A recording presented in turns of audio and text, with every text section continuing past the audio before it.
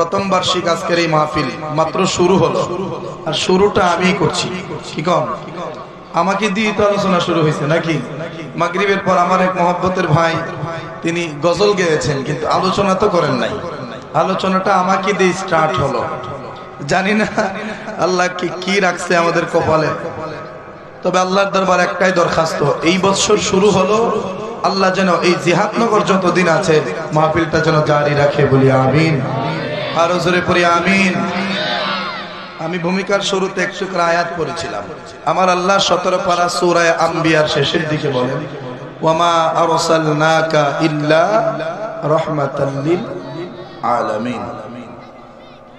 আল্লাহ বলেন, হে আমার হাবিব, হে আমার মাহবুব, আমি আপনাকে দুনিয়াতে প্রেরণ করেছি তামাম জাহানের জন্য রহমত স্বরূপ। জোরে বলি সুবহানাল্লাহ। কি স্বরূপ? রহমত স্বরূপ, রাহমাতুল লিল আলামিন করে আপনাকে দুনিয়াতে পাঠিয়েছি। রহমত মানে কি? রহমত মানে দয়া, রহমত মানে মায়া, রহমত মানে গুনাহ থেকে মুক্তি পাওয়া, রহমত মানে সুপারিশে মুক্ত হয়ে যাওয়া। এই বিষয়গুলোকে রহমত বলা হয়। আমার নবীকে আল্লাহ রাহমাতুল লিল আলামিন বানায়া পাঠাইছেন। আমার নবীর বদৌলতে উম্মতের গুনাহ মাফ, আমার নবীর সুপারিশে জাহান্নামী উম্মত জান্নাতি। নবী শুধু দুনিয়াতেই কি রাহমাতুল লিল আলামিন না, আমার নবী আখিরাতেও থাকবেন রাহমাতুল লিল আলামিন। মনে রাখবেন, যত বুজুর্গ, যত বড় ওলি, যত বড় আবদাল, যত বড় গওস, যত বড় কুতুবই হোক, আমার নবী যদি তার পক্ষে সুপারিশ না করে, কোন সান্দুর বেটা বেহেশতে যেতে তো না। কথা ঠিক কিনা কোন? আমরা সেই নবীর সুপারিশের আশা করি কি করি না? যেরকম করি কি করি না? এখানে আপনারা যারা বসছেন, কেউ কি কেন ওহাবি আছে না? আমরা সবাই সুন্নি। এক একজন যদি থেকেও থাকেন, আমার কোনো আপত্তি নেই। আপনার আকীদা আপনার কাছে, আমার আকীদা আমার কাছে, আপনার ঈমান আপনার কাছে, আমার ঈমান আমার কাছে, আপনার আখিরাতের চিন্তা আপনার, আমার আখিরাতের চিন্তা আমার। যে যে মতাদর্শেরই হন না কেন, আমরা মুসলমান, এতে কোনো সন্দেহ নেই। যেরকম আমরা মুসলমান, এতে কোনো সন্দেহ নাই। কিন্তু মুসলমান হইলেই যে বেহেশতের টিকিট এত দরায়া দেয়, এটা খাইলো কো? বেহেশতের টিকিট কি দুনিয়ার কোন মানুষের হাতে আছে? বেহেশত দেওয়ার মালিক কে? যেরকম বেহেশত দেওয়ার মালিক কে? আমার আল্লাহ। আমার মুসলমান বাবারা, ও আমার আশিক রাসূল ভাই বাবারা, একটু মনোযোগ নিয়ে বসার চেষ্টা করেন, একটু ভালোবাসা নিয়ে আর বসার চেষ্টা করেন। ও আমার কুন্ডা জিহাদনগরের বাবারা, গাউসিয়া সুন্নি যুব সংগঠনের বাবারা, ও আমার মুরব্বী বাবারা, যুবক ভাইয়েরা, একটু ভালোবাসা নিয়ে বসেন। আমরার ঈমান, আমরার আকীদা পরিপূর্ণ। আমাদের ঈমানের মধ্যে কোনো গন্ডগোল নাই, আমাদের আকীদার মধ্যেও কোনো গন্ডগোল নাই। আমরা আল্লাহকে পরিপূর্ণ বিশ্বাস করি, আল্লাহ রাসূলকে আমরা পরিপূর্ণভাবে মানি, আমরা সাহাবায়ে কেরামদেরকেও মানি, আমরা পাঞ্জাতনকেও মানি, আমরা আউলিয়ায়ে কেরামদেরকেও মানি, আমরা হক্কানি আল্লাহর ওলিদেরকেও মানি। ঈমানে মুফাসসালের 7টা বিষয়ের মধ্যে যে 7টা বিষয়, এই 7টা বিষয়ের উপরেই আমরা ঈমান এনেছি। আমানতু বিল্লাহি ওয়া মালাইকাতিহি ওয়া কুতুবিহি ওয়া রুসুলিহি ওয়াল ইয়াউমিল আখির ওয়াল কদরি খাইরিহি ওয়া শাররিহি মিনাল্লাহি তাআলা ওয়াল বা'সি বা'দাল মাউত। এই 7টা বিষয়ের উপরে আল্লাহর উপরে ঈমান এনেছি, রাসূলগণের উপরে ঈমান এনেছি, ফেরেশতাগণের উপরে ঈমান এনেছি, কিতাবসমূহের উপরে ঈমান এনেছি, তাকদীরের ভালো মন্দের উপরে ঈমান এনেছি, মওতের পরে জিন্দা হওয়া যে পুনরুত্থান, ওইটার উপরে আমরা ঈমান এনেছি, আখিরাতের উপরে আমরা ঈমান এনেছি। এই বিষয়গুলোর প্রতি আমরা যারা পরিপূর্ণভাবে বিশ্বাস করি রে বাবা, আমরার ঈমানটা পরিপূর্ণ আছে, আমাদের আকীদাও পরিপূর্ণ আছে। ওরে আমার সুন্নি বাবারা, আমরার ঈমানে গন্ডগোল নাই, আমরা আকীদায় গন্ডগোল নাই। ঈমান আকীদায় গন্ডগোল থাকলে নামাজ পড়তে পড়তে কপাল খাওয়ায়া ফেললেও কোনো ফায়দা হবে না। নামাজ পড়তে পড়তে সারা জীবনের সমস্ত সময় ব্যয় করে ফেললেও কোনো ফায়দা হবে না। কিন্তু ঈমান আকীদা সত্য রেখে নবীর বুক ভরা ভালোবাসা অন্তরের মধ্যে লইয়া আল্লাহর কুদরতি কদমে সারা জীবনে যদি একটা সাজদাও করে, ওই সাজদার বিনিময়ে হাশরের ময়দানে আমার আল্লাহ আপনাকে মাফ করে দিবে। এখন যদি কোনজন নামাজ ছাড়া যদি মাপ পাওয়া যায়, নামাজ পড়ার দরকার কি? একটু বুঝবার চেষ্টা করবেন। নামাজ আমাদের জন্য ফরজ। আমি কিন্তু নামাজ না পড়ার কথা একবারও বলি নাই। আমি বলেছি নামাজ পড়া লাগবে, কিন্তু নবীর মহব্বত নিয়ে পড়তে হবে। আমি বলেছি রোজা রাখা লাগবে, নবীর মহব্বত নিয়ে রোজা রাখতে হবে। আল্লাহর নবীর মহব্বত বিহীন কোনো ইবাদত আমার আল্লাহর কাছে কবুল হয় না। একটা জিনিস আপনারা মনোযোগ দিলে দেখতে পাবেন, বাতিল যত আকীদার দল আছে, বাতিল আকীদার যত মৌলবী আছে, ৭৩ দলের মধ্যে ৭২ দলের অন্তর্ভুক্ত যারা আছে, তাদের মধ্যে নামাজ আছে, তাদের মধ্যে রোজা আছে, তাদের মধ্যে হজ আছে, তাদের মধ্যে যাকাত আছে, তাদের মধ্যে তাসবিহ তাহলিল আছে, তাদের মধ্যে দান সদকা আছে। ওই ৭২ ফেরকা যে বাতিল দল, ওই বাতিল ফেরকার মধ্যে আমলের কোনো ত্রুটি নাই রে বাবা। সবার মধ্যে কম বেশি আমল আছে। তারা নামাজ পড়তে পড়তে 40 দিনের চিল্লা দেয়, নামাজ পড়তে পড়তে কপাল একদম খাওয়ায় ফেলে, নামাজ পড়তে পড়তে তাদের শরীরের অবস্থা কাহিল করে ফেলে। কিন্তু বাবা ওই বাতিল আকীদার, ওই নবীর দুশমন গুলার নামাজ আর একজন সত্যিকারের আশিক রাসূলের নামাজ কিন্তু একরকম হইতে পারে না। আশিক রাসূলের প্রত্যেকটা সিজদা আমার আল্লাহর কুদরতি কদমে পৌঁছে, আশিক রাসূলের প্রত্যেকটা দরুদ সালাম আমার নবীর রওজা পাকে পৌঁছে, আশিক রাসূলের প্রত্যেকটা ইবাদত আমার মালিকের দরবারে কবুল হইয়া যায়। কারণ বাবা আল্লাহ কয়, ওরে দুনিয়ার আমার বান্দারা শোনো, লাউলা কালামা খালাকতুল আফলাক, আমি কোনো কিছুই বানাইতাম না, আমি আল্লাহ রাব্বুল আলামিন সবকিছু বানাইছি একমাত্র আমার হাবিবের উসিলায়। আমার হাবিবের যদি না বানাইতাম আসমান বানাইতাম না, আমার হাবিবের যদি না বানাইতাম জমিন বানাইতাম না, আরশ বানাইতাম না, কুরসি বানাইতাম না, জান্নাত বানাইতাম না, জাহান্নাম বানাইতাম না, লৌহ বানাইতাম না, কলম বানাইতাম না, জান্নাত বানাইতাম না, জাহান্নাম বানাইতাম না, কোনো কিছুই বানাইতাম না রে আমার বান্দা। সব কিছু আমি আল্লাহ বানাইছি একমাত্র আমার হাবিবের উসিলায়। আল্লাহ যখন ছিল একা, লাগেছিল কোন সখা, তখন আল্লাহ প্রকাশিতে চায়।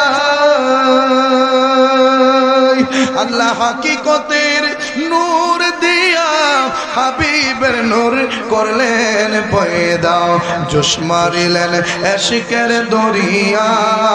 আই গো সময় যায়, পর দরুদ নবী মুস্তাফায়, পর দরুদ নবী মুস্তাফা। আই গো সময় যায়, পর দরুদ নবী মুস্তাফায়। ঠিক না? আল্লাহ মুহাম্মদের নূর হইতে আপনি আল্লাহ পাক যাতে সৃষ্টি করলেন তামাম দুনিয়া। আমার নবী যদি না হইত, কিছুই পয়দা না করিত, অন্ধকারে থাকিত ধরা। হাই গো সময় যায়, পর দরুদ নবী মুস্তাফায়, পর দরুদ নবী মুস্তাফা। হাই গো সময় যায়, পর দরুদ নবী মুস্তাফায়। আওয়াজ করে কি বলা যাবে মারহাবা? আল্লাহ সব বানাইছে কার উসিলায়? আমার নবীর উসিলায়। আল্লাহ কয় নবী নাই তো কুস্তা নাই, নবী আছে তো সব আছে। আচ্ছা কোন আমরা যারা রে ওয়াহাবি কই, যারা রে খারিজি কই, যারা রে শিয়া কই, যারা রে মুতাজালা কই, যারা রে কাদিয়ানি কই, যারা রে আহলে হাদিস কই, যারা রে লা মাযহাবি কই, যত বাতিল ফিরকা আছে তাদের সাথে কি আমরা টাকা পয়সা নিয়ে কোনো দ্বন্দ্ব আছে? জোরে কোন। তাদের সাথে কি আমরা সম্পদ নিয়ে কোনো দ্বন্দ্ব আছে? নাই। তাদের সাথে টাকার সম্পর্ক নাই, তাদের সাথে সম্পদের সম্পর্ক নাই, তাদের সাথে আমাদের সামাজিকতার কোনো সম্পর্কের কারণেই তাদের সাথে আমাদের কোনো দরবার নাই। দরবারটা একমাত্র মানে যে ঝগড়াটা তাদের সাথে, যে মনোমালিন্য তাদের সাথে, মতাদর্শের যেই মানে বিরোধ তাদের সাথে, এইটা দুনিয়াবি কোনো কিছু নিয়ে না, আমার আল্লাহর নবীর শান আর মান নিয়া। কথা ঠিক কিনা?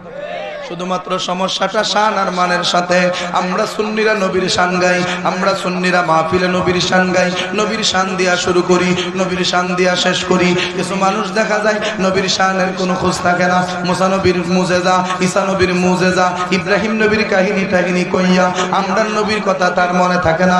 যেইভাবে খুশি সেইভাবে তারা তাফসীরুল কোরআন মাহফিল শেষ করে দেয়। ওরে আমার কুন্ডা জিহাদ নগরের বাবারা একটু ভালোবাসা নিয়ে বসেন, একটু মনোযোগের কানটা লাগায়া দেন। আমরা সুন্নি মুসলমানরা সব জায়গায় নবীরে আগে রাখি। কেন রাখি?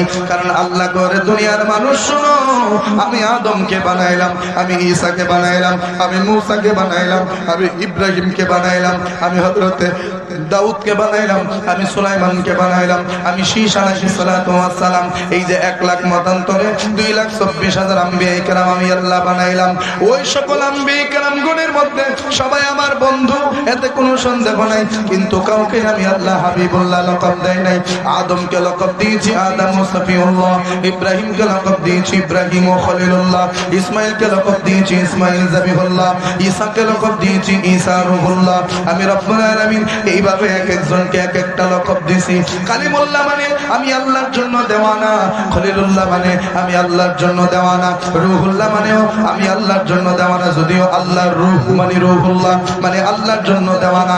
এক কথাই যত লকব আমি আল্লাহ নবীদেরকে দিয়েছি সবগুলোর একটাই মানে দাঁড়ায় সবাই আমার আল্লাহর জন্য দেওয়ানা। কিন্তু আমার বন্ধু মুস্তাফার লকব হলো হাবিবুল্লাহ। হাবিবুল্লাহ মানে হলো স্বয়ং আমি আল্লাহ আমার নবীর জন্য দেওয়ানা। যে আল্লাহ নবীর শান এইভাবে বর্ণনা করছে, ওই নবীর শান আমরা গাইলি কি বেদাত হইব? কি কর আমরা গাইলি তো দোষ নাকি? কত হইলো যারে দেখতে নারী তার চলন বাঁকা, যারে দেখতাম পারি না তার চলন বাঁকা। দেখবেন অনেক সময় মোল্লার আর অনেক মানুষ দেখতে না। মোল্লা যদি আস্তে আস্তে আড়ে কই দেহ আজকে মনে দাওয়াত ওয়াত নাই রে, মনটা বেজার। মোল্লা হাড়ার স্পিড যদি কম থাকে আজকে মনে দাওয়াত টাওয়াত নাই, মনটা বেজার করে আটতেছে। আর যদি কোনোদিন নামাজের তারার কারণে একটু দৌড়ে হাঁটে আজকে না জানি কবে দাওয়াত। কথা ঠিক কিনা কম? তো এইরকম যারা দেখতারি না তার চলন বাঁকা। তো যারা আমরা সুন্নিরা দেখতারে না এরা আমরা কিচ্ছুই দেখতারে না। কথা ঠিক কিনা? আমরা বালা কাম করলেও দেখতারে না, মন্দ কাজ করলেও দেখতারে না। দেহে খালি কি জানেননি আমরা মাজারে গিয়ে বিলে সেজদা মারি, জোরে কোন নাউজুবিল্লাহ। এখানে কেডা কেডা আসুন মাজারে গিয়ে হক দিন সেজদা দিছেন?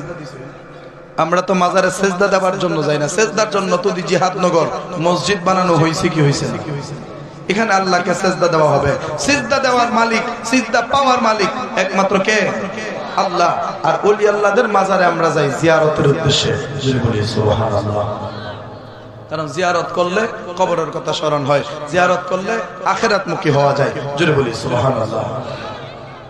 আমার মুসলমান বাবারা ও আমার সুন্নি আশিক রাসূল ভাই বাবারা, আমরা নবী নবী নবী নবী কেন করি?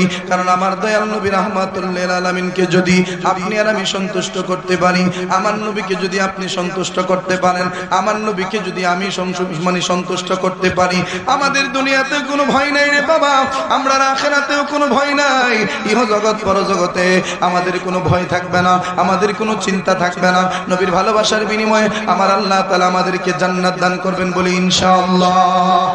নবীর গোলামি যদি গোলামির মতো কোন বান্দা করতে পারে, নবীর গোলামি যদি কোন উম্মত গোলামির মতো করতে পারে, তাহলে ওই গোলামটা যত বড় অন্যায়কারী হোক না কেন, ওই উম্মতটা ওই আল্লাহর বান্দাটা যত বড় পাপীই হোক না কেন, ওই বান্দার জন্য মরণের সময় কালেমা আমার আল্লাহ নসিব করায়া দিবে। মরণের সময় কালেমা নসিব হওয়ার কোনো গ্যারান্টি আছে?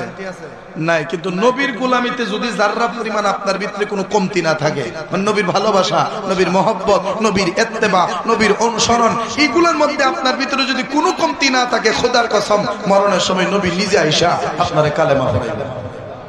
আরো জোরে কর। বিশ্বাস হয়নি? তাহলে একটা হাদিস শোনাই আপনাদেরকে।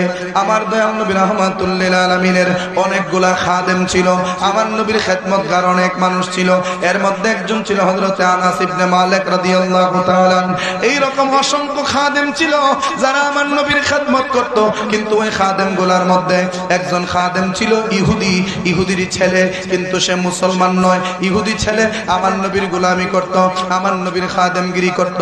আমার দয়াল নবী রাহমাতুল লিল আলামিন যখন মসজিদে নববীতে নামাজ পড়ার জন্য ঢুকতেন, নবীজির পায়ের যে খরম মোবারক, নবীজির জুতা মোবারক মসজিদের বাহিরে রাইখা আমার নবী যখন মসজিদে প্রবেশ করতেন, ওই ইহুদি ছেলেটা ওই জুতা মোবারক কানা হাতের মধ্যে লইয়া বুকের সাথে এই রকম লাগাইয়া জড়ায়া দইরা মসজিদের বাহিরে দাঁড়ায়া থাকতো। হুজুর বলি সুবহানাল্লাহ। কারণ ইহুদি ছেলে সে মসজিদে কোনোদিন প্রবেশ করতো না, কারণ আমার নবীর জবান মুবারকে সে শুনেছে আমার নবী বলেছে নিশ্চয়ই যারা মুশরিক তারা নাপাক, নিশ্চয়ই যারা আল্লাহর সাথে শিরিক করে তারা নাপাক। ইন্নামাল মুশরিকুনা নাজাসুন, মুশরিক যারা তারা নাপাক, তারা মসজিদে ঢুকতে পারবে না। কোনো হিন্দু, কোনো বৌদ্ধ, কোনো খ্রিস্টান, কোনো নাসারা, কোনো শিখ ধর্মের মানুষ, এক কথায় মুসলমান বাদে অন্য কোনো ধর্মের মানুষ আমাদের ধর্মীয় উপাসনালয় মসজিদে ঢোকা হারাম হারাম হারাম। কোন হিন্দু মসজিদে ঢুকতে পারবে না, কোন খ্রিস্টান মসজিদে ঢুকতে পারবে না, কোন ইহুদি মসজিদে ঢুকতে পারবে না। কেন পারবে না? কারণ আমাদের ধর্ম মতে তারা নাপাক। ঠিক কিনা? আবার সেম বিষয়টা তাদের ক্ষেত্রে, তাদের যে মন্দির আছে, তাদের যে গির্জা আছে, ওই সমস্ত মন্দির গির্জায় তারা ঢুকতে পারবে ঠিকই, কিন্তু আমরা মুসলমান হিসাবে ঢুকতে পারবো না। কেন পারবো না? কারণ তাদের ধর্ম মতে আমরা নাপাক। কথা ঠিক কিনা? যার যার ধর্মীয় উপাসনালয় একমাত্র সেই ধর্মের মানুষকে প্রবেশ করা লাগে। হিন্দুদের মন্দিরে শুধু হিন্দুরাই যাবে, আমরা যাব কেন? আমরা মুসলমানের মসজিদে শুধু আমরা যাব, তারা আসবে কেন? তাদের ধর্ম মতে তারা ইবাদত করবে, আমরা ধর্ম মতে আমরা ইবাদত করব। কিন্তু দেখা যায় বর্তমান জামানায় একটা ভোটের জন্য মন্দিরের সামনে মাথা পর্যন্ত ঝুঁকায়। কথা ঠিক কিনা? মন্দিরের সামনে গিয়ে গীতা পাঠ করে, ওম জন্মাষ্টমী এইভাবে পড়ে না, নম নম হরে হরে হরে কৃষ্ণ হরে হরে রম কয় না? কিন্তু দেখা যায় কিছু মুসলমানও মন্দিরের সামনে গিয়া এই সমস্ত গীতা পড়ে। আমার কথা হইলো, তুই যে গীতা পারস তোরে কেডা কইছে গিয়া মন্দিরের সামনে পড়তি? কারণ মন্দিরের সামনে পড়ার জন্য এরার ব্রাহ্মণের তো অভাব নাই, এরার ঠাকুরের তো অভাব নাই। তুই গিয়া ফরজ করে ফইরা বুঝাইছস তুই নিজেও একটা হিন্দু। কথা ঠিক কিনা? আবার বলতেছে আলহামদুলিল্লাহ, দুর্গা পূজায় আসতে পেরে আল্লাহর শুকরিয়া আদায় করছি। আরো জোরে কর নাউজুবিল্লাহ। দুর্গা পূজায় গিয়া আলহামদুলিল্লাহ আল্লাহর শুকরিয়া আদায় করছি। আর আল্লাহ ওই দিকটা কয় যে এখানে শিরিক হয় ওইখানে মুমিন যাইতে পারে না। যেখানে শিরিক হয় ওইখানে কোনো মুমিন যাইতে পারে না। কারণ যত জায়গায় শিরিকের আস্তানা তত জায়গায় আমার আল্লাহর গজব নাজিল হয়। এক লোক আরেক লোকরে কইতেছে, ও ভাই তুই যদি আমার একটা বুট দেস তাহলে তোর জন্য জান্নাতটা লিখে দিলাম। নাউজুবিল্লাহ। ও ভাই তুই যদি আমার একটা বুট দেস তোর জন্য জান্নাতটা লিখে দিলাম। হে কইতেছে তাহলে তুই আমারে 1000 টাকা দে, আমি তোর ঢাকা শহরটা লিখে দিলাম। কি শহর? তুই আমার একটা বুট দিলে জান্নাতটা তোর নামে। আর হ্যাঁ কই তুই যদি আমার 1000 টাকা দেস ঢাকা শহরটা তোর নামে। তে হে উঠতে কইতেছে ঢাকা শহর কি তোর বাপের নি? তুই যে আমার নামে লিখে দিবি। বেহেশতটা কি তোর বাপের নি যে তুই আমারে লিখে দিবি? কথা ঠিক না? আজকে বুটের নামে, রাজনীতির নামে ইসলামকে ব্যবহার করে ইসলামকে কলুষিত করতেছে। কথা ঠিক কিনা? মনে রাখবেন, দিন প্রতিষ্ঠার জন্য যদি কোন দল রাজনীতিতে যায় তাইলে সেটা ইসলামিক দল।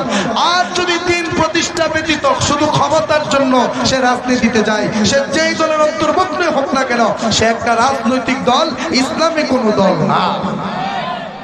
কথা ঠিক কিনা? যদি কোন সে ইসলামী দল তাহলে সে হারলে ইসলাম হেরে গেল। কথা ঠিক কিনা?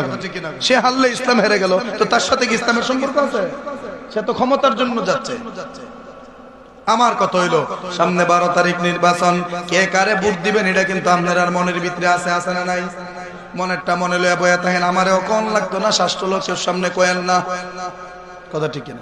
জের ভোট জের ভিতরে রাখবেন। কিন্তু এই নির্বাচন রে উপলক্ষ কইরা আমরার দেশে ব্যবসা ভালোই চলছে। ব্যবসা ভালোই চলছে। এক লোক ভোট দিয়ে আইছে, আওয়ার পরে আরেকজনে জিজ্ঞাসা তুই কারে ভোট দিছস? কই মুখরে দিছি। কয় তুই না কইলি মুখরে দিবি? কোনা এই মুখরে দিছি, মুখের থেকে আমি 1000 টাকা পাইছি। কত তুই 1000 টাকা লাগিয়া খারাপ মানুষে তুই ভোটটা কেমনে দিবি? 1000 টাকা লাগিয়া তুই জানোস লোকটা খারাপ, তুই কেমনে ভোটটা দিবি? তখন হে কইতেছে আরে বেহুকুনানে আমি নিজেও একটা খারাপ মানুষ, ওই লোকটাও খারাপ মানুষ আমি জানি, কিন্তু যখন ভোট দিতাম গেছি আমার বিবেকে বাধা দিছে, আমি একটা খারাপ মানুষ হয়ে আর একটা খারাপ মানুষে কেমনে ভোটটা দেই, কই জন্য ভোটটা আমি বালা মানুষ হয়ে দিয়ে কত তুই 1000 টাকা খাইলি মাইসকান দা, এটা আমার রুজি হইলো আর কি, এটা কি হইলো রুজি হইলো। আবার রাত্রের অন্ধকারে ভোট বিক্রি হয়, আমরা ইমানের দাম মাত্র 1 প্যাকেট বিড়ি, এই কথা ঠিক না? আমরা ইমানের দাম মাত্র একটা star filter cigarette, 1 packet cigarette দিয়ে যদি কেউ ভাই ভোটটা দিয়েন করে আমনে স্যার আর কোন মার্কই আছে নি দেশে, আমনে ওই আরেক বেটা জানে 5 প্যাকেট সিগারেট দেয়, ও ভাই আমনের মার্কা স্যার আমি সোহার কোন মার্কই দিই, কথা ঠিক কিনা? এই যে একটা রমরমা ব্যবসা শুরু হইছে, যারা কামাইবার কামাইতাছে আমনের আমি ফসার ফসের বাড়াও নাস্তা সিবিসিবিসিটি হই, কিন্তু নির্বাচনের আগেও যেমন খোঁজ নাই, নির্বাচনের পরেও আপনার খোঁজ কেউ রাখবে না। আমার ফেডের বাত আমারই জোগাড় করার লাগবে, আমার কাম আমারই করার লাগবে। অতএব নির্বাচন আসতেছে সামনে, আপনি যোগ্য সৎ একজন লোক দেখে আপনার আমানত আপনি তাকে দিয়ে আসবেন, ফালাফালি লাফালাফির দরকার আছে কোনো দরকার নেই, এটা মাথায় রাখবেন। কারণ এই নির্বাচন উপলক্ষে বায়ে বায়ে দরবার লাগতেছে, বাপ্পতে দরবার লাগতেছে। 12 তারিখ নির্বাচন গেলে 13 তারিখে বায়ে বায়ে দেয়া হইব নি, বাপ্পতে দেখা হইব নি, তাহলে সম্পর্কটা যে নষ্ট হইল এটার জন্য কে দায়ী হবে? আমার সুন্নি মুসলমান বাবারা, এই জন্য আপনাদেরকে বলি নির্বাচনের গতিতে চলে যাবে, নির্বাচনের টাইমেই চলে যাবে, কিন্তু বাবা আপনার ভাইয়ের সাথে আপনি যদি একবার দরবার লাগা যান, একবার যদি মনোমালিন্য হয়ে যায়, এই মনোমালিন্য জিন্দিগিতে শেষ হবে না, বাপ্পুতে দরবার লাগা গেলে সেইটা সহজে ঠিক হবে না। এই জন্য নির্বাচনকে আলাদা রাখেন, আর আত্মীয়তার সম্পর্ককে আলাদা রাখেন। যার যার দল তার কাছে, যার যার ভোট তার কাছে, এইটা নিয়ে কোনো জোর জবরদস্তির দরকার নাই। বর্তমানের যে রাজনীতি, এইগুলা প্রতিযোগিতার রাজনীতি নয়, বর্তমানের রাজনীতি হয়ে গেছে প্রতিহিংসার রাজনীতি। হিংসা অথচ প্রতিযোগিতা করত কাচ্ছে কেটা ভালো করতে পারে, এটা প্রতিযোগিতা করলে নির্বাচন সুন্দর হবে, আর প্রতিহিংসা করলেই খুন মারার রাহাজানি এগুলা হবে। কথা ঠিক না ঠিক? আমার কথা হলো, আপনি প্রার্থী হিসাবে হিন্দুর বাড়িতে যাইতেই পারেন, আপনি মুসলমান একজন হুজুর মানুষ, আপনি হিন্দুর বাড়িতে ভোট চাওয়ার জন্য যাইতেই পারেন, কিন্তু আপনি ওইখানে তাদের উৎসবে কেন শরীক হইয়া আপনি খুশি মনে তাদেরকে বাহবা দিবেন? এইটা দেওয়া তো ইসলাম সমর্থন করে না। রাজনীতি পরে, আমার কাছে ইসলামের হুকুম আগে। কথা ঠিক কিনা কোন? ওই ইহুদি ছেলেটা আমার নবী মসজিদে গেলে মসজিদে না ঢুইকা বাহিরে নবীজির জুতা মুবারক বুকের সাথে লাগাইয়া দাঁড়ায় থাকতো। এইভাবে সে একদিন 2 দিন নয়, একাধারে 7 বছর পর্যন্ত গোলামি করছে, 7 বছর পর্যন্ত গোলামি করছে। 7 বছরের ভিতরে একদিনও আমার নবী তারে কালেমার দাওয়াত দেয় নাই, একদিনও নবী তারে মুসলমান হওয়ার কথা বলে নাই। ছেলেটা যে আসে, নবী তারে একদিনও বাধাও দেয় নাই। এক কথাই ছেলেটা আসতেছে, খেদমত করতেছে, চলে যাইতেছে, আমার নবী তারে যতটুকু দেখাশোনা করার করতেছে, এর বাহিরে নবী তার সাথে কোনো ব্যবহারই করে না। কিন্তু দেখা গেল একদিন, 2 দিন, 3 দিন, 4 দিন, 5 দিন, 7 দিন হয়ে গেল। 7 দিন ধইরা ওই ছেলেটার মসজিদে নববীতে আসে না, ওই ছেলেটার জুতা মুবারক বুকের সাথে জড়ানোর জন্য আসে না। আমার নবী যখন 7 দিন পর্যন্ত ছেলেটার অনুপস্থিতি টের পাইলেন, তখন আমার নবী সাহাবায়ে কেরামদেরকে ডাক দিয়া বলে, ও আমার সাহাবীরা রে, 7 দিন ধরে ছেলেটাকে পাওয়া যাইতেছে না কেন? তার খোঁজ খবর তোমাদের কাছে আছে কিনা? সাহাবায়ে কেরাম ডাক দিয়া বলে, ইয়া রাসূলুল্লাহ, ইয়া হাবিবাল্লাহ, ছেলেটা কিভাবে আসবে? খবর নিয়ে দেখছি আজকে 7 দিন ধরে ছেলেটা অসুস্থ, বিছানা থেকে উঠতে পর্যন্ত পারে না, আপনার দরবারে আসবে বা কিভাবে? আমার নবী ডাক দিয়া কই, রে সাহাবীরা, এই ছেলেটা যে অসুস্থ, আমার গোলামটা যে অসুস্থ, তোমরা আমাকে আগে জানাইলে না কেন? সুবহানাল্লাহ। আমারে তোমরা আগে জানাইলে না কেন? আমার নবী কয়, রে সাহাবীরা, সে আমার গোলামি করছে 60-70টা বছর, এখন সে অসুস্থ হয়ে গেছে। সে ইহুদি হোক, সে খ্রিস্টান হোক, সে নাসারা হোক, সে যেই ধর্মের মানুষই হোক না কেন, আমার সাথে তার আত্মার একটা সম্পর্ক হয়ে গেছে। ভালোবাসার খাতিরে দেখতে যাওয়াটা আমার জন্য কর্তব্য। সাহাবায়ে কেরাম কই ইয়া রাসূলুল্লাহ তাইলে আপনি কি করবেন? আমার নবী ডাক দেয়া বলে চলো আমি তার বাড়িতে যাব। আমার নবী সাহাবায়ে কেরামদেরকে লইয়া ওই ইহুদি ছেলেটার বাড়ির উদ্দেশ্যে রওনা হলেন। তার বাড়িতে উঠানের মধ্যে যাইয়া ছেলেটার নাম ধরে যখন ডাক দিলেন, ছেলের বাবা ঘর থেকে বের হইয়া আমার নবীর দেখে ডাক দিয়া বলে ইয়া রাসূলুল্লাহ ইয়া হাবিবাল্লাহ, আমরা তো ইহুদি, আমার ছেলেটাও ইহুদি, কিন্তু আপনি ইহুদির বাড়িতে আসলেন, ব্যাপারটা তো বুঝতে পারলাম না। আমার নবী ডাক দিয়া আমি কেন আসছি জানুনি? কারণ তোমার যে সন্তান একদিন দুই দিন নয় 7-7টা বছর আমার গোলামি করছে রে, এই জন্য আমি তোমার সন্তানটার অসুস্থতার সময় একটু খোঁজ নেওয়ার জন্য, একটু খবর নেওয়ার জন্য আমি তোমার বাড়িতে আসছি। তখন ওই ইহুদি ছেলের বাবা ডাক দিয়া বলে ইয়া রাসূলুল্লাহ, আমার বাড়িতে আসছেন, আমি বড় খুশি হয়েছি। আপনার নবী হিসাবে মানি আর না মানি, একজন ভালো মানুষ হিসাবে মানি। জোরে কোন সুবহানাল্লাহ। একজন ভালো, একজন আল আমিন হিসাবে আপনার আমি বিশ্বাস করি। চলেন চলেন চলেন, ঘরের ভিতরে চলেন। ঘরের ভিতরে নিয়ে গেল। আমার নবী যায় কয় ওগো ওগো আমার খাদেমের বাবা, তোমার ছেলেটা কোথায় একটু বলো না। তখন বলতেছে আমার ছেলে চৌকির মধ্যে বা খাটের মধ্যে শুয়ে আছে। আমার নবী ঘরের মধ্যে ঢুকলেন। ঘরের মধ্যে ঢুইকা নবীকে বসানোর জন্য ইহুদি ছেলের বাবা একটা চেয়ার এনে দিলেন বা বসার জন্য কিছু একটা এনে দিলেন, কিন্তু আমার নবী সেইটাতে না বসে ইহুদি ছেলেটা অসুস্থ হইয়া যে বিছানার মধ্যে ঘুমিয়ে আছে, ওই বিছানার একবার সে তার মাথার পাশে গিয়া আমার নবীজি তাকে কোলে নিয়ে বসে গেলেন। জোরে কন্যা সুবহানাল্লাহ। অথচ তার বাবাও ইহুদি, সে নিজেও ইহুদি। আমার নবী ইহুদির ঘরে গেলেন। ইহুদির ঘরে গিয়া ছেলেটার মাথার পাশে বসে গেলেন। মাথার পাশে বৈশা নবীজির ডান হাত মুবারক ইহুদি ছেলেটার মাথার উপরে রাখলেন, মাথার মানে কপাল বরাবর। এইভাবে যখন আমার নবী তার জ্বরটাকে চেক করার জন্য এইরকম ভাবে হাতটা দিলেন, হাত দেওয়ার সাথে সাথে হাতটা টান মাইরা আমার নবী নিয়ে আসলেন, যেন বোঝা গেল একটা অগ্নিকুণ্ডের মধ্যে আমার নবী হাত দিছে। হাতটা দিয়াই টান দিয়াই না আমার নবীজির চোখগুলি বড় বড় করে বলতেছে ওরে বাবা আর দেরি করিস না, আর দেরি করিস না, তাড়াতাড়ি কালেমাটা পড়, তাড়াতাড়ি কালেমা পড়, তাড়াতাড়ি কালেমা পড়। ইহুদি ছেলেটা একবার আমার নবীর নূরানি চেহারা মুবারকের দিকে তাকায়, আর একবার তার বাবার চেহারার দিকে তাকায়, একবার বাবার চেহারার দিকে তাকায়, আর একবার আমার নবীর চেহারার দিকে তাকায়। তার বাবা এই দৃশ্য দেখার পরে ডাক দেখো সন্তান রে, আজকে 7টা বছর ধইরা নবীর কাছে যে তুই আসা যাওয়া করস আমি জানি ঠিকই, কিন্তু কোনোদিন তোরে বাধা দেয় নাই। কেন দেয় নাই জানোস নি? কারণ মুহাম্মদ রে তুই নবী হিসাবে মানস আর না মানস, আমি কিন্তু একজন ভালো মানুষ, একজন বিশ্বস্ত মানুষ হিসাবে মানি। তো নবী হিসাবে মানি আর না মানি, ভালো মানুষের সাথে আমার সন্তান উঠা বসা করলে আমার সন্তানটাও একদিন ভালো সন্তানে পরিণত হবে। এই জন্য তোরে কোনোদিন বাধা দেয় নাই রে সন্তান, আজকেও তোরে আমি বাধা দেব না। নবীজি তোরে যা পাঠ করার কথা বলে তাই কর, আমি বাবার কোনো আপত্তি না। ছেলেটা তখন সাথে সাথে বলতে শুরু করলো লা ইলাহা ইল্লাল্লাহু মুহাম্মাদুর রাসূলুল্লাহ সাল্লাল্লাহু আলাইহি ওয়াসাল্লাম। মুহাম্মাদুর রাসূলুল্লাহ বলতে শেষ হতে না হতেই হঠাৎ করে ছেলেটা দুনিয়ার জমিন থেকে বিদায় হয়ে গেল। ইন্না লিল্লাহি ওয়া ইন্না ইলাইহি রাজিউন। আমার নবীজি ঘর থেকে বের হলেন, উঠানের মধ্যে দাঁড়ায়া লম্বা একটা নিঃশ্বাস ছেড়ে দিয়ে বললেন আলহামদুলিল্লাহ। আমার নবী আল্লাহর শুকরিয়া আদায় করলেন, কিন্তু সাহাবায়ে কেরাম তো ঘটনা বুঝলেন না। যেই ছেলেটা 7 বছর ধরে নবীর দ্বারা যায় একদিনও কালমা পড়ার কথা কইল না, কিন্তু আজকে আয়া ওই কালমা পড়ার কথা কইল করে, ব্যাপারটা তো বুঝলাম না। তখন সাহাবায়ে কেরাম আমার নবীরে ডাক দেয়া বলে ইয়া রাসূলুল্লাহ ইয়া হাবিবাল্লাহ, এত দিনের ভিতরে আপনি একটা বারের জন্য ছেলেটারে কালমা পড়ার কথা কইলেন না, কতদিন সুযোগ গেল কিন্তু তারা কালমা পড়ার কথা কইলেন না, আজকে তারা কালেমা পড়ার কথা কেন বললেন? আমার নবী ডাক দেখো সাহাবীরা রে, আমি নবী যা দেখি তোমরা তা দেখো না,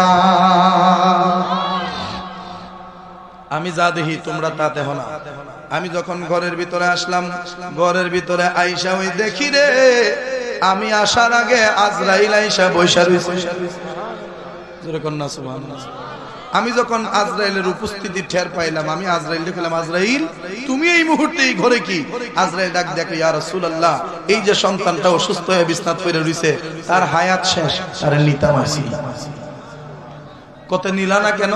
আমি দেখতেছি আপনি আসতেছেন, আমি ভাবলাম নবী কেরাইতেছি ইহুদির বাড়ি, এই জন্য আমি একটু অপেক্ষা করলাম যে আপনি আগে আসেন, তারপরে তার রূহ কবজ করব। আমার নবী কয় আজরাইল আসছো যেহেতু, এই ছেলেটা আমার গোলামি করছে 7 বছর, একদিনের জন্য কালেমার দাওয়াত দেই নাই, আমার হক আদায় করি নাই। পরে আজরাইল তুমি একটু অপেক্ষা করো, আমি তার এই মুহূর্তে কালেমার দাওয়াত দিচ্ছি, যদি গ্রহণ করে করুক, গ্রহণ না করলে না করুক। তবে আজরাইল ভালো করে শুনে রাখো, আমি তার কালেমার তালকিন দিচ্ছি, যতক্ষণ সে কালেমা না পড়বে ততক্ষণ তার রূহ কবজ করতে পারবা না। আজরাইল বইরিছে, আমি তার কালেমার দাওয়াত দিলাম, তার নসিবটা ভালো, এই জন্য সে কালেমাটা পড়ছে। কালেমা পড়ার সাথে সাথে তার পূর্বের সকল অপরাধ আল্লাহ মাফ করে দিয়েছে। যখন সে কালেমাটা শেষ করছে, আমি আজরাইল দিয়ে ইশারা দিলাম, ও আজরাইল, এবার আমার ডিউটি শেষ, তুমি তোমার ডিউটি শুরু করো। আরো জোরে কর। এই ছেলেটা কয় ওয়াক্ত নামাজ পড়ছে, কয়দিন মসজিদে ঢুকছে?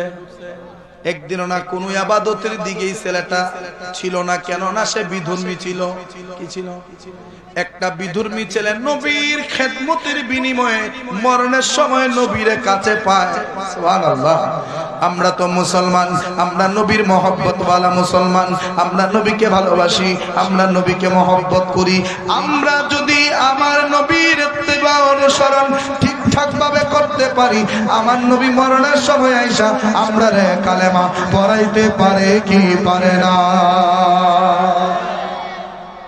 ওই আমরা মূলত সুন্নিরা নবীর লেগে এই কারণেই দেওয়া না, কারণ মরণের সময় আমার পাশে কেউ নাই, কবরে আমার পাশে কেউ নাই, হাসরে আমার পাশে কেউ নাই, মিজানে আমার পাশে কেউ নাই, ফুলসিরাতে আমার পাশে কেউ নাই, কিন্তু মরণে নবী আমার সাথী, কবরে নবী আমার সাথী, হাসরে নবী আমার সাথী, মিজানে নবী আমার সাথী, ফুলসিরাতেও নবী আমার সাথী।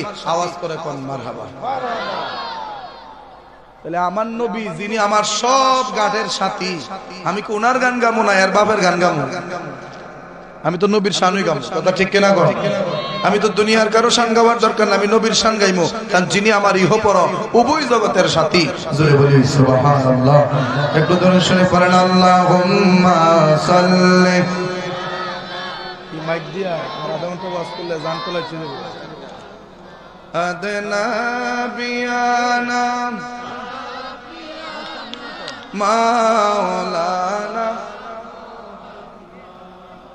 আল্লাহুম্মা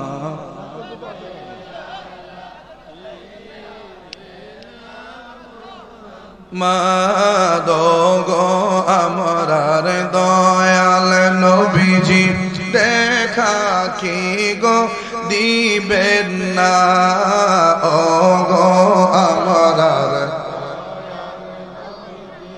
দেখা কি গো, হাই গো আপনার দেখা পাইলে নবী গো ভয় কি আমার আর শেষ বেলায়। আল্লাহুম্মা সাল্লি। বুঝছি মুখ লাগাই কোন লাগবো, ওয়াস্তার মুখ লাগাই কোন জানা। আল্লাহুম্মা সাইয়্যিদিনা, সকলে কোন মারহাবা। তাহলে আমরা কি বুঝলাম? যে একটা বিধর্মীয় যদি তার ভিতরে নবীর ভালোবাসাটা থাকে, যদি সে শিরিকের সাথে সম্পৃক্ত না হয়, সে অন্য ধর্মের জন্মগ্রহণ করছে ঠিকই, কিন্তু কোনোদিন মূর্তির সামনে বুজ্জা মাথা ঝুঁকায় নাই, ওই সমস্ত বেঈমান নাফরমান নবীরে যদি ভালোবাসে, আমার নবী মরণের সময় কালমা পড়াই ওই ব্যস্ত নিব। কারণ তাগো নবী আন্নে মরে গেছে, আমরা সুন্নিরান নবী তো আর মরছে না, কথা ঠিক কিনা? আমরা নবী কি নবী? জিন্দা নবী। কি নবী? জিন্দা নবী। নবী মদিনায় কি ময়রা ফিরে রইছে না জিন্দা আছেন? যখন কি আছেন? জিন্দা আছেন। এটা সুন্নিদের আকীদা। নবী যদি ময়রা যায় পৃথিবী ধ্বংস হয়ে যাবে। যেই দিন নবীর পৃথিবীর জমিনে থাকবে না, নবীর দেহ মোবারক যেই দিন রওজায় থাকবে না কিয়ামতের সময়, ওই সময়ই দুনিয়াটা কিয়ামত হবে। কারণ কিয়ামত হওয়ার আগে সবার আগে আমার নবীর উড়াইব। সুবহানাল্লাহ। নবীর আগে এখান থেকে সম্মানে আল্লাহ নিয়ে যাবেন, এরপরে দুনিয়া ধ্বংস করবেন। কারণ নবীর রওজা থাকতে আল্লাহ পৃথিবীতে বড় কোনো গজব দেয় না। জোরে কথা সুবহানাল্লাহ। আর করুণা কইন আর বরুণা কইন যেটা আছে, এটা তো আমরা নিজের আর বানানি গজব, যেটা আমরার দোষে আমরা এগুলা ছড়াইছি। চাইনার মানুষ সাপ খায়, ব্যাং খায়, বিচ্ছু খায়, কিরা খায়, তেলাপোকা খায়, নাউজুবিল্লাহ। মানে যেই সমস্ত বিষয় আমরা জিন্দিগিতে রুচি পর্যন্ত হয়তো না, এরা এগুলা খাসা দইরা দইরা চাবায়া খায়। আচ্ছা কোন এগুলা খাইলে কি রূপ